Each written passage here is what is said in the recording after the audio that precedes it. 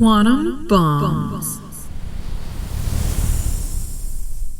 Welcome to Quantum Bombs, a commentary show on the human condition through metaphysics and freedom. If you're like me and you've lived long enough, you begin to wonder what makes people tick. Their biology and their parents? Is it their environment? Is it that they were born at 11:07 in a rainy night in Scotland when Saturn was turning backwards? I have heavily weighed this when I'm trying to diagnose myself and others. What motivates people? Why do some people, or the mass majority of our population, derps through life with lizard brains, and then some people conquer mountains? Some people are perverse. Is it only for a short period in life, or is it a long drawn out thing? And if we look at just like simply, why do we journal? Is because if you looked at your journals over 20 years, you usually have the same patterns. We're usually the same thing. What's that underlying thing beneath us all that's resting beneath us that makes us act the way we do? Throughout our whole lives, we have these patterns. What is that driving resonance that makes us have these preferences? Why do some people live in the same town they were born their whole life? All of this can be answered. My promise to you today, I'm going to give you the longest, most comprehensive list to mankind and academia of why humans act the way we do. We're going to have 4 major life buckets that creates why we act the way we do. There's actually 5. But the 5th is kind of a wild card and typically isn't applied to the mass majority of life, but it still needs to be there. Can't wait to see if you agree with me or not. And I want you to tell me, which bucket does intelligence land in? Which bucket does mental disorders come from? And we're going to go through that at the end, that we can kind of like come back to that. Let me know what percentages of these buckets dictates your behavior or other behaviors. As usual, I do a 500-foot view. Because I promise to be paradoxically nuanced, this is obviously a show about metaphysics. We're coming at it from a way of a believer, but I'm also looking at it from a materialist viewpoint, from an east and west, all things considered. Take what you want out of it. Doesn't matter if you don't believe it, but I'm listing everything to be comprehensive as possible. So starting off at the top, to totally understand this, it's the first most fundamental thing that we all are, and I'm going to draw it out for you because I've been wanting to draw. I know that if you can understand this at a fundamental level, it could change the way you view everything in life. So here we are. We have source. We have God, right? And what did he do? He made himself, projected himself into many different points of view so he could enjoy his world, his creation. This is individuated points of view, aka God made himself into many beautiful, perfect souls. And because we know we are made in God's image, our soul inside, encased in our 3 bodies, is actually perfect. So what keeps your perfect soul right here being any different and merging back, becoming the same substance as the source creator? One thing. But this is the most fundamental thing you've got to learn about yourself, is you are an individuated soul from God that has just a few things that keep you separated from perfection. You have your awareness. This is your unique POV, point of view on the world. If you were a sailor in 400 AD and you lived on the Pacific coast on a sailboat the entire time, that is God experiencing his creation through a very distinct lens, 400 AD on a boat. You also have your expression, the way you express yourself through all of this, and ideally the way you express yourself and desire devotion back to God. You have this awareness and expression that you're able to give. You don't even have a body. You're just the soul. So we've got to create a ton of mess. This is what we're reviewing today. We're going over all of the mess of mankind, of what makes us behave, what separates us physically from source. Eventually, when you get rid of all the mess and you represent and look more like that, you're able to go and merge back, be back with source, but still on an individuated, unique point of view and awareness and expression that will never cease. All right, let's hop into it. Our first bucket, baby. Okay, let's start layering on the mess so we could see the human behavior on top of these 4 buckets I'm going to give you. The first one is called divine design. You could also call it your soul's blueprint, but this is everything given to you from God, okay? So the first one is easy, talents. We're all put into this world with certain things that we are good at and inclined to do, and hopefully we put them to use. Some of us don't. The second one is grooves and tendencies. Everybody's got a tendency to act a certain way. We have grooves in our neuropathic thinking that we just carve out that rut of exactly how we like to do things. You could think of the lens to view this on an overall scale as Jungian's archetypes. You could have a mom, she's a good mom, but she could be an archetype of a warrior, right? Protecting that child. You could also think of these in Hinduism. They have something called samskaras, and those are those tendencies. Usually, I think in maybe Hinduism, it's a bad thing. You just tend to act a certain way. It's something you fall back on. 3 would be wounds, unmet needs. Now, this is a wound, because we're going to talk about this later, that you come into this lifetime with. Something that you're already kind of predestined to have a hardship with in this life. Jung's shadow, his study on shadows, that would be your wounds. That would be number 3. 4, subtle body. To explain this to you the easiest way, again, going back to the metaphysics, the soul has to be separate from God. What keeps us from just going right back? If everything's vibrational, you would probably just, like a bee, merge back in with the hive, with the resonance that you came from. You have 3 encasements that keeps your soul separate: your physical body, your life-tronic body of energy, and your ideational thought matrix causal body.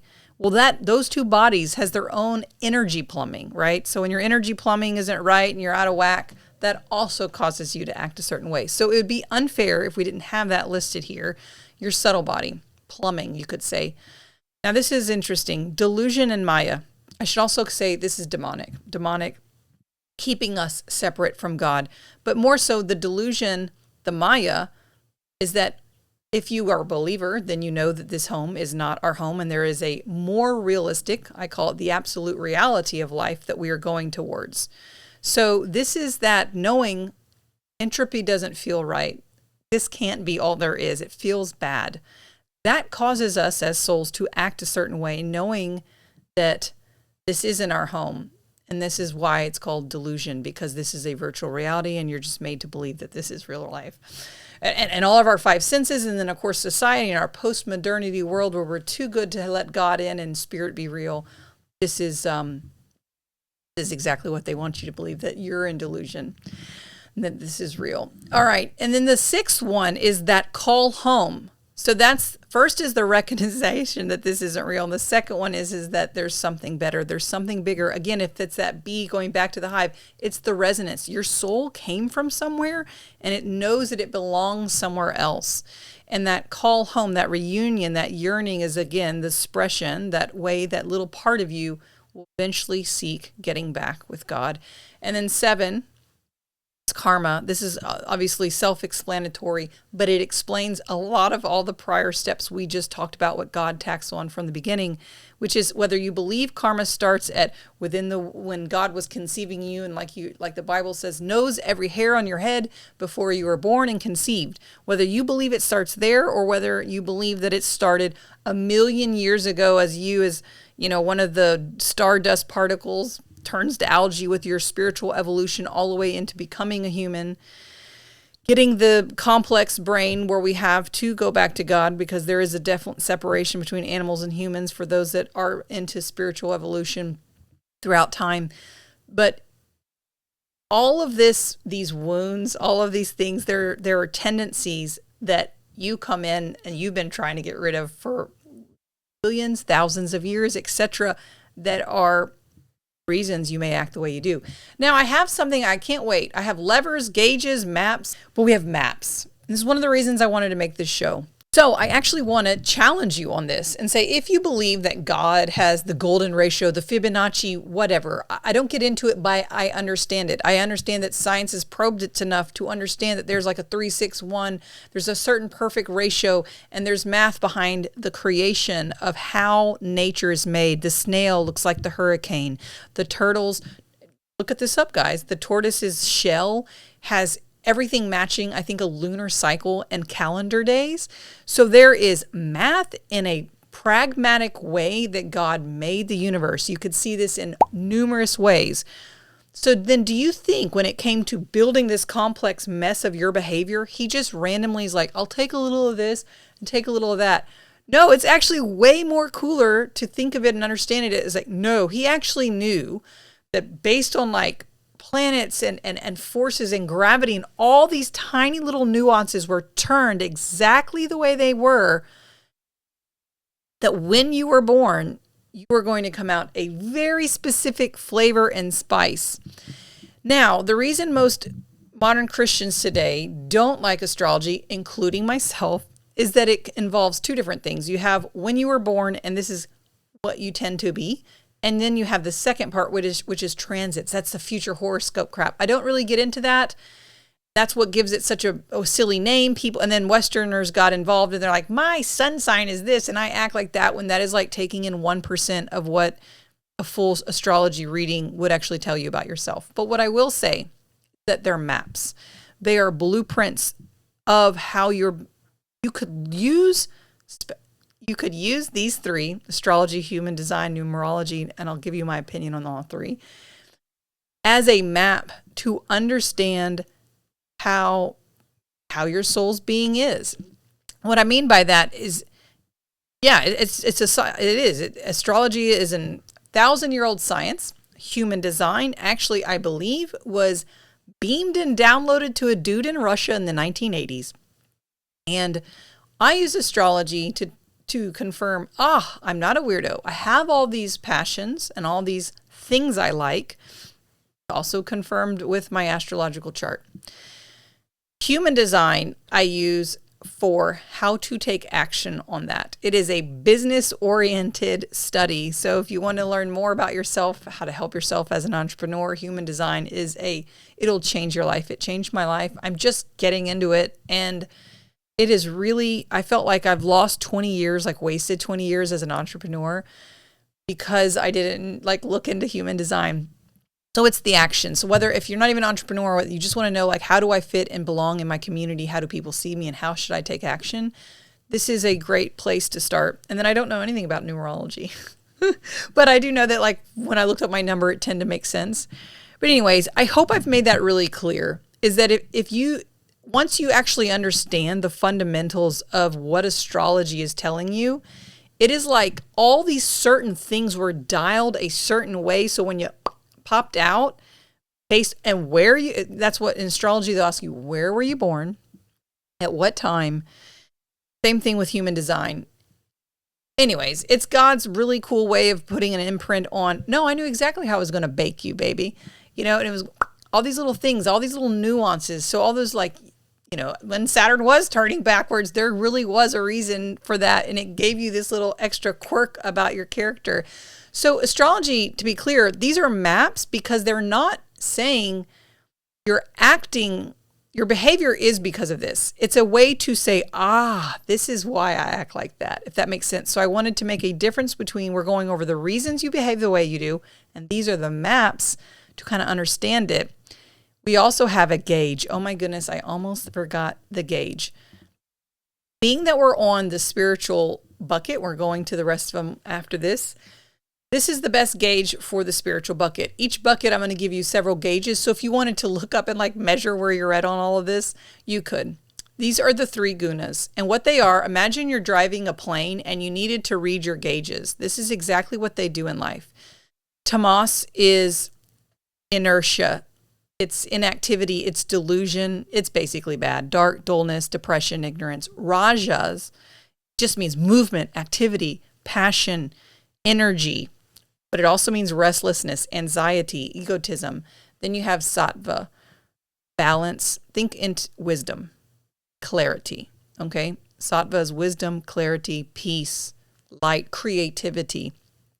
These are all scales. They're everything in creation. This is why I brought this up, because it's a metaphysical gauge of everything in creation. It doesn't even just apply to humans. The trees. are sitting in sattva. The wood in the house that I'm in right now is in more tamas, higher on the dial. And the interesting part about this as a gauge is that once you learn to use it, you could use it as a lever. Simplest way to put it, like I realize like I'm a depressed person, period. Until I have rajas, which is me working out, baby, getting, all that activity, then I have my clarity. Then I have my creative, I've got to make a YouTube show about me yammering to you about what percentage of what bucket dictates how I've made up my behavior and how much I love the maps to map out what the things I'm into and how to put them into action. Anyways, so that's a great gauge. Moving on now to bucket number 2, we have our biology. I've broken it into inherited versus not inherited reasons you would behave the way you do. We've got 5 inherited. What happened to you during utero when you were in your mommy's belly? To 2, post-birth, like immediately after, where you breastfed. Those things matter. 3 is your genes. This is a massive thing given to you from your parents. For example, I mentioned intelligence. It's coming from your genes and a little bit of your neurochemistry. 4 would be your temperament. This is how do you vibe, right? What is your general demeanor? 5 is a tough one. Predispositions, depression, addiction, etc. Are you predestined? So, man, so much of this is, this is what your parent, you could think for your parents. Semi-inherited. Now, this is a little bit less blame on the parents. Your neurochemistry, which determines your nervous system, all of that. We've really are just now realizing how much that really plays into effect on how we behave. Huge is hormones. 8, I found out vocal cords actually matter on how people treat you and perceive you in life. 9 is life stage chemistry. Obviously, you act different at different parts of your life. Whether you're 20 or 60, you're going to behave differently. Not inherited, gut health, huge. As you know, your gut is almost like your brain. And your sleep absolutely matters. Now, another one is 12 is somatic. It's everything your body has recorded. So if you've had, I even have like a nervous system condition that I believe is somewhat somatic. And until you've had something that you really can't, like, what are those things called? What is Lyme disease called?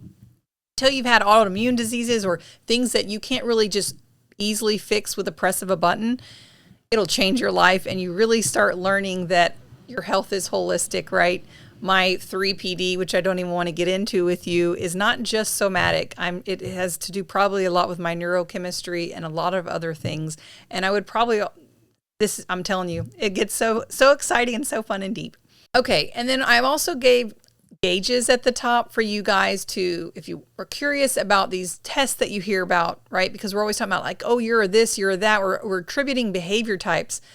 So I wanted to kind of list out all of these gauges. Probably the most reliable is the Big 5 personality. This is done in corporate world. Another one, Strength Finder, which also you could put in the divine design bucket because it's from your talents are from God.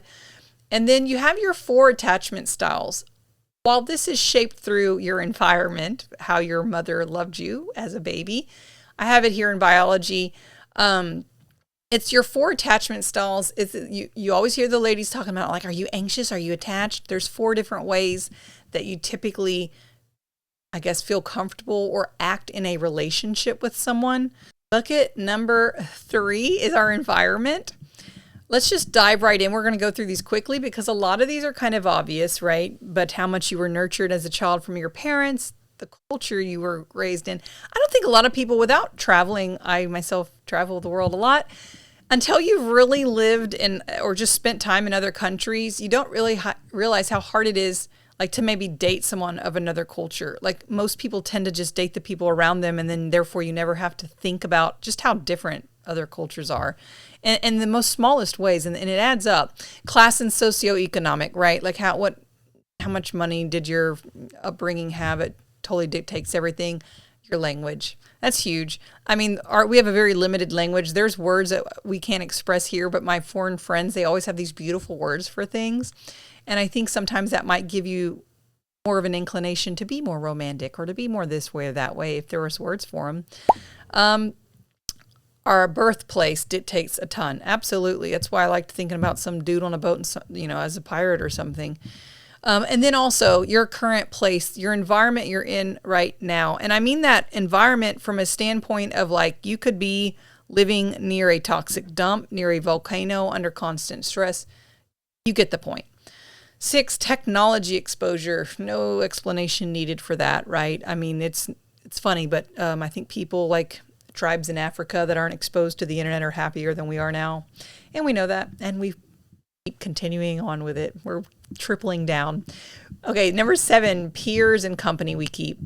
5 closest people around you could be your good indicator of what your life looks like. I always like thinking about that. Except sadly for me, I don't even have 5. I have like 2. So I'm just like, I need more people besides my dad. He's not even one of those 2.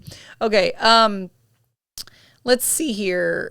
8, intimate relationships. This is huge. As you know, probably your most single important decision you will make is spouse you choose to marry. I myself I've been single for 15, 16 years. I mean, like not even not a serious boyfriend since 16 years ago. I've dated a few guys, but anyway, haven't made that choice yet. But obviously your intimate relationships shape exactly who you're going to become and your behavior. 9 is your education. Oh man, this is a big one.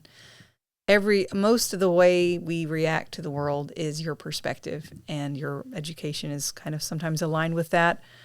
And it's mostly we're just all fighting with each other because the media and society tells us to. But really, if you just again, take a further look out, it's silly. All right, 10 is the era we were born into. Oh, absolutely. We were living in interesting times. I was meant to be born when the AI revolution is going to take off, and we got these 3 massive IPOs coming out soon. 11 is our birth order. That's actually a huge one that when I was researching this and making sure I'm including everything, it came up time and time again. Guess it mattered more in the olden days, maybe. But maybe, especially if you were like a German Catholic family with 11 kids, the order of when you were born might have mattered, or whatever. You get the point.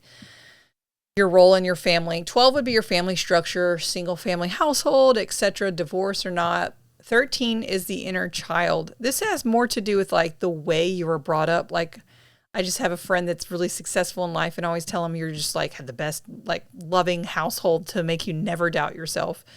14 is kind of similar to your inner child, but the wound. The things that our wounds are typically underlying subconscious things that happen that we don't have access to or are now accessing. And typically, all of our interpersonal relationships are us dating each other's childhood wounds, as we joke. 15, complexes. Complexes happen from the wound, right? You have that inferiority complex or the I'm not good enough complex. And then that creates the defense mechanisms, the armor that you'll be putting on. And then 17, for my materialist out there, you would say chance encounters shape who you are. A bad day, a bad accident, things that change your life. I say chancing, materialist meaning because if you are a believer, and again, believers also split on this, me, myself, though, as a believer, I go back to divine design, that most accidents in life are, especially the larger ones, karmically tied or meant to be a part of my soul's journey so I can work through all that mess so I can get back to God.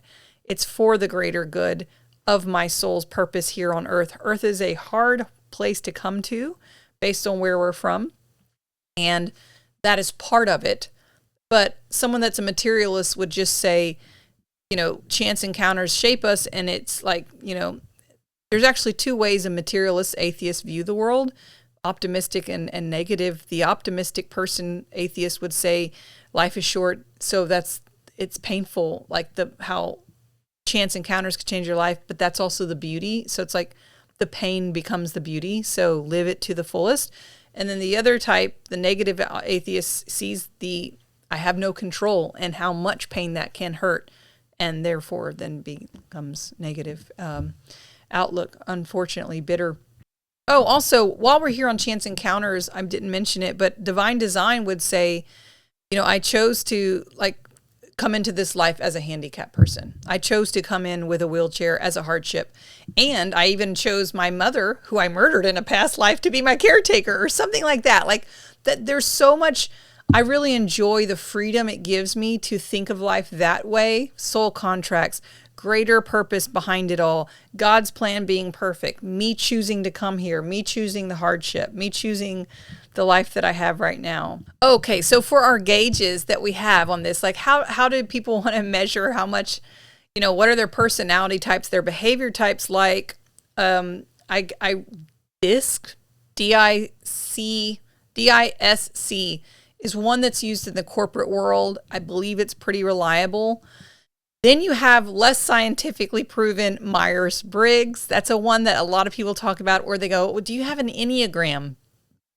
Also less science to it, though it does have Sophie Christianity ties. Like I believe it came from that. I don't know anything about it, but I wanted to include it for anybody that's interested. And then you have what I do know a lot about. I've read both the civilian book and the military book for the 5 love languages. I could talk your ear off on love languages. I believe mine is, it's a tie. I know you're not supposed to have more than one love language, but it's how you give and receive love. And I believe mine would be physical touch and words of affirmation. And they argue, at least AI argued, that your 5 love languages would be determined more so on your environment of how you were raised, etc. So let's jump over now to number 4, which is awesome. This goes back to divine design, guys. This goes back to God is your free will. This is going to determine a lot. Number 1, first, most yogis know that before you could talk about your own self-effort, your own choice to do something, it's actually, you're skipping a step. Willpower. Willpower is the strongest thing. Will is behind, I could almost argue, the thought that creates the action. And I think why that's kind of important is like if thoughts create things, and my brain goes to physics in the double slit experiment, not the Copenhagen interpretation, but probably closer to the pilot wave theory. And I go back to thought, basically, if our thoughts are creating things and reality is being formed by the mass consciousness of what is here. Anyway, I'm getting off. But what's before that, yogis know, is will. So willpower, number 1. Then that brings the action. That brings the self-effort, number 2. 3, I have guna lever. Remember before I told you, the gunas was the gauge of how you're feeling, right? Are you having a lot of dull delusion? Are you having activity? Are you in the wisdom?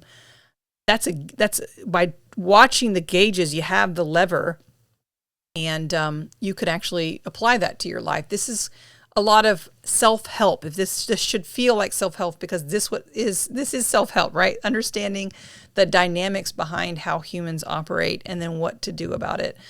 4 is habit changing, easy one. I take that. That's ironic. I said that. Not easy, but something to be that is needed.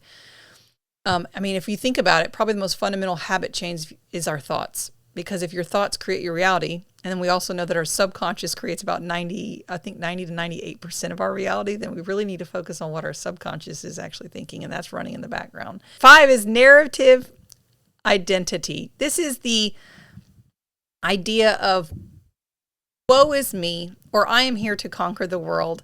This is kind of where I don't like the woke movement, because they're setting people up for fundamental failure. Again, if we go back to how I believe in the world metaphysically works, you are in control of your destiny. So if you're sitting there collecting victim points, you are really not working out right. It goes against business practices. Anybody knows positive thinking gets positivity.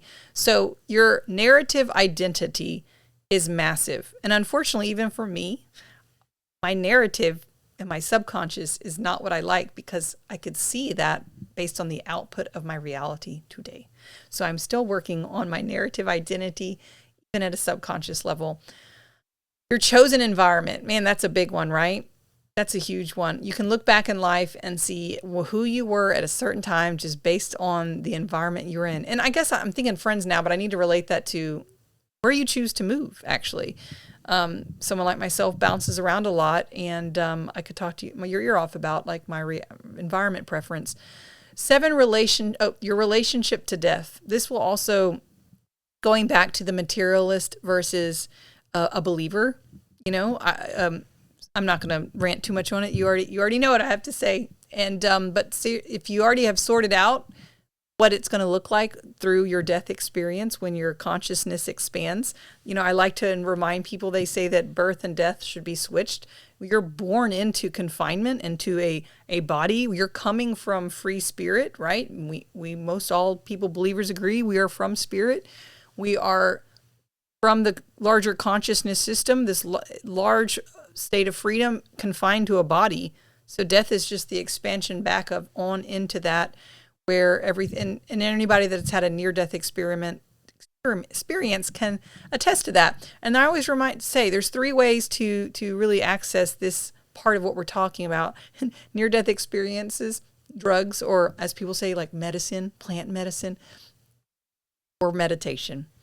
Changing our consciousness and realizing what more of the absolute reality truly is. All right, meaning making. Meaning making. One thing can happen to somebody.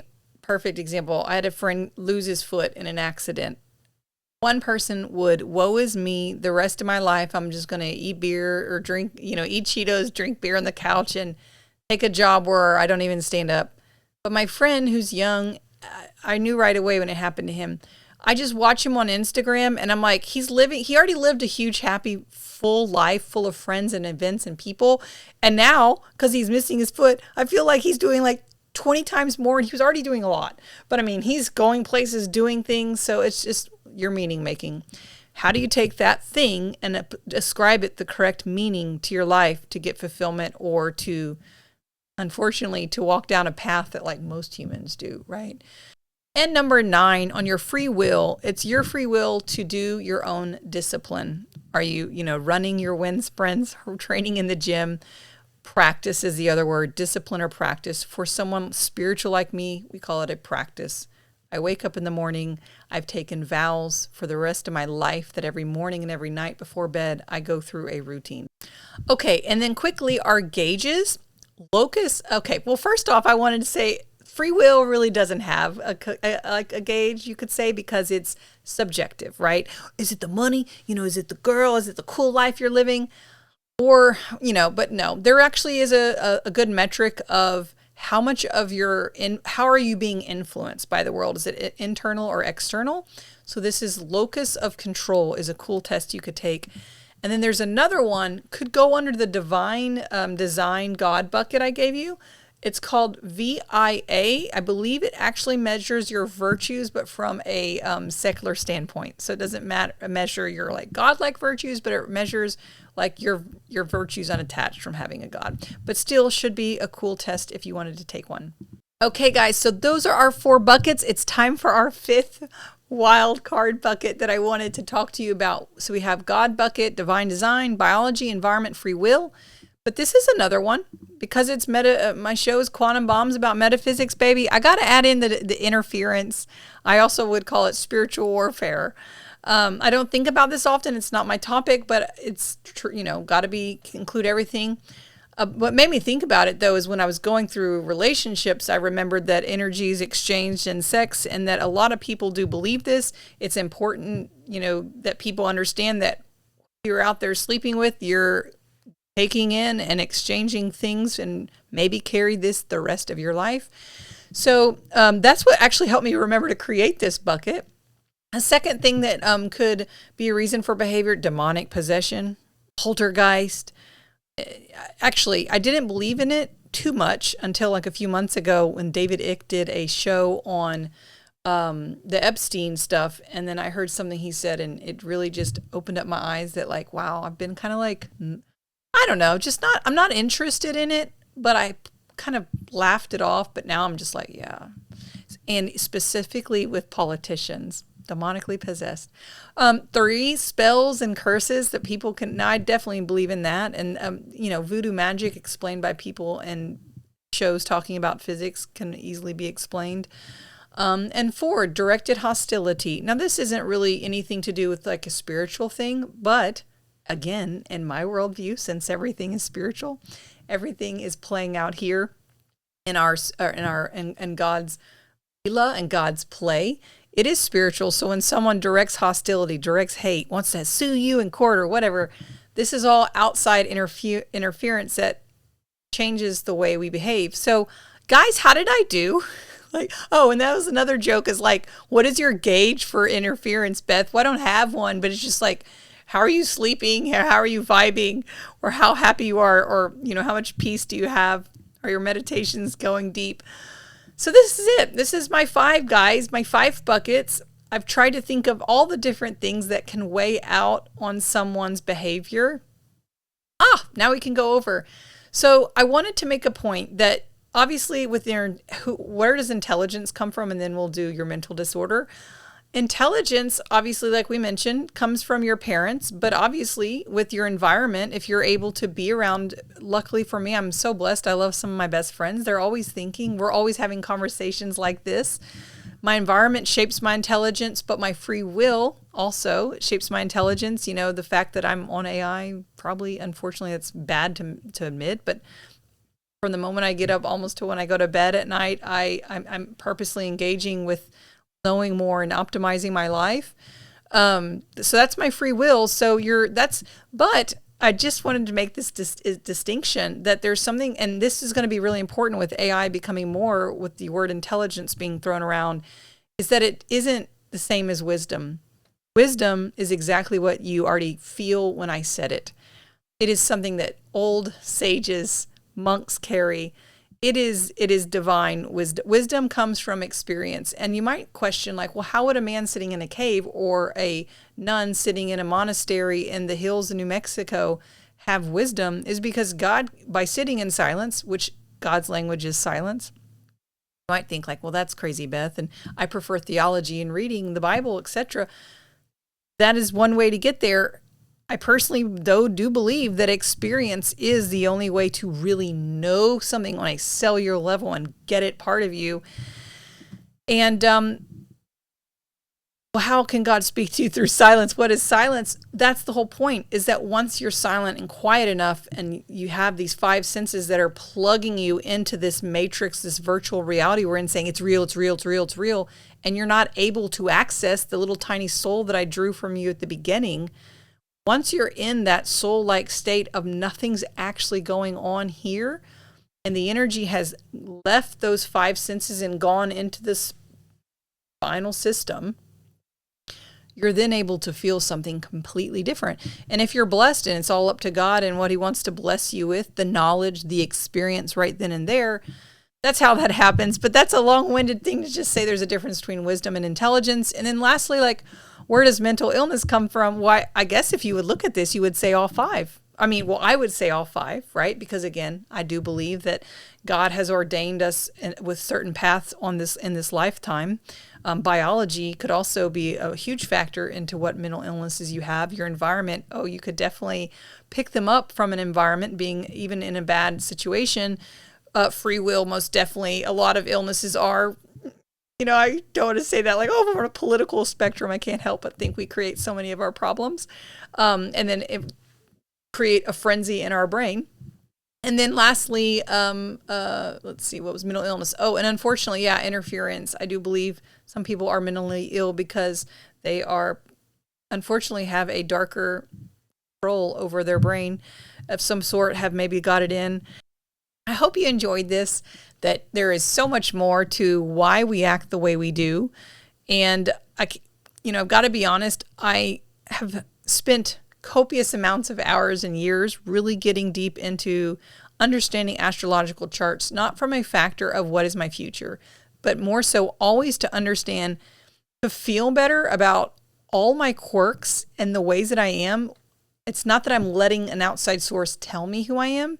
And trust me, I'm nuanced, and I have an auditor's brain. So I understand the difference between subjectivity and objectivity and what like a blind study looks like. So with the nuance of really saying, there's 1,000 different things and ways people can be made, and then seeing kind of like a nuanced, deep blueprint of what a deep chart is, or now so what I'm into is human design, and really understanding this is the way I thrive in life, and having it just be so accurate and affirming of, don't be ashamed of who I am. Don't regret past decisions of what I've made or how I did and didn't navigate my career for the last 20 years. That can all, a lot of, those are my maps. I'm using those as understanding maps, right? So I know trying to figure out the reasons of why we behave the way we do. You have your gauges I gave you, but I have to say my passion to make this came from my love for and learning right now from human design and astrology, if you ever wanted to jump into it. But please don't get mixed up into the astrology. It's got to be a full chart analysis and someone that's good with it. Stay away from anybody trying to tell you about your future and your transits. Luckily, I have a friend that she's been doing it since the age of 7, so I was able to kind of understand it throughout the years from a non-commercial, commercial meaning trying to make money off you perspective. All right, guys, stay human, stay free. Analyze your behavior. Try to figure out what you're doing as a soul on this journey. Later, Gator. Quantum Bombs.